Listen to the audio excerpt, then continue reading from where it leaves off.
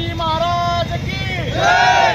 जय जिजाऊ, जय शिवराय। या नालायक कृषी मंत्र्याचं करायचं काय? या संसद भवनाला करायचं काय? संसद भवनामध्ये शेतकऱ्याच्या गंभीर विषयावर न बोलता रमी गेम खेळणाऱ्या कृषी मंत्र्याचं करायचं काय? शेतकऱ्याच्या पोऱ्यावर अमानुष लाठीचं काय?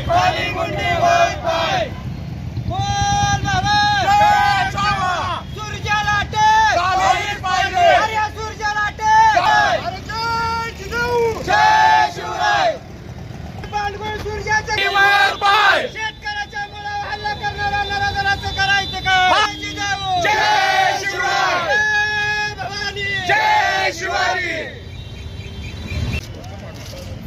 लातूरमध्ये सूरज चव्हाण यांच्या कार्यकर्त्यांकडून छावा संघटनेच्या कार्यकर्त्याला झालेल्या मारहाणीच्या निषेधार्थ आज पंढरपूरच्या छत्रपती शिवाजी महाराज चौकामध्ये प्रवीण गाडगे यांच्या नेतृत्वाखाली छावा संघटनेने जोरदार निदर्शने केली। काल लातूर या ठिकाणी सर्वसामान्य शेतकऱ्यासाठी लढणारं नेतृत्व आणि मराठा समाजाच्या न्याय हक्कासाठी लढणारं नेतृत्व अखिल भारतीय छावा संघटनेचे प्रदेशाध्यक्ष शेतकरी नेते विजयकुमार घाडगे पाटील यांच्यावर हल्ला करण्यात आला। राष्ट्रवादी काँग्रेस पार्टीचे युवकचे प्रदेशाध्यक्ष सूरज चव्हाण आणि त्यांच्या सहकार्यांनी विजयकुमार घाडगे पाटील आणि यांच्या सहकार्यावर हल्ला केलेला आहे। त्या हल्ल्याचा प्रथमतः आम्ही जाहीर निषेध करतो, कारण काल राष्ट्रवादी काँग्रेस पार्टीचे प्रदेशाध्यक्ष तटकरे साहेब हे लातूर दौऱ्यावर आले असताना छावा संघटनेचे प्रदेशाध्यक्ष आणि सहकारी त्या ठिकाणी त्यांना जाब विचारण्यासाठी गेले होते। जाब काय विचारायचा होता की महाराष्ट्र राज्याचे कृषी मंत्री माणिकराव कोकाटे हे विधान भवनामध्ये शेतकऱ्यांचे प्रश्न न मांडता रमी खेळतात। मग त्या ठिकाणी छावा संघटनेच्या पदाधिकाऱ्यांनी विचारलं की तटकरी साहेब हा माणूस त्या पदावर बसण्याच्या लायकीच आहे का? तुम्ही त्या माणसाला त्या ठिकाणी कृषी मंत्री केलंय आणि त्या कृषी मंत्र्याला जर विधान भवनामध्ये पत्त्याची पानं खेळायची असतील तर आम्ही पत्त्याची पानं त्यांना देतो, त्यांनी घरी जाऊन खेळू द्या।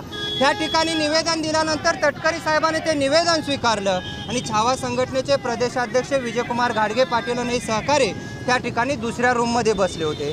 परंतु हा नीच प्रवृत्तीचा भाडकाऊ सुरजा आणि त्यांच्या सहकार्यांनी विजयकुमार घाडगे पाटील आणि त्यांच्या सहकार्यावर त्या ठिकाणी हल्ला करून त्यांना बेदम मारहाण केलेली आहे आणि त्या ठिकाणी त्यांना जीव मारण्याचा प्रयत्न करत होता का हा सुरजा? हाही प्रश्न सर्वसामान्य जनतेतून निर्माण होतोय।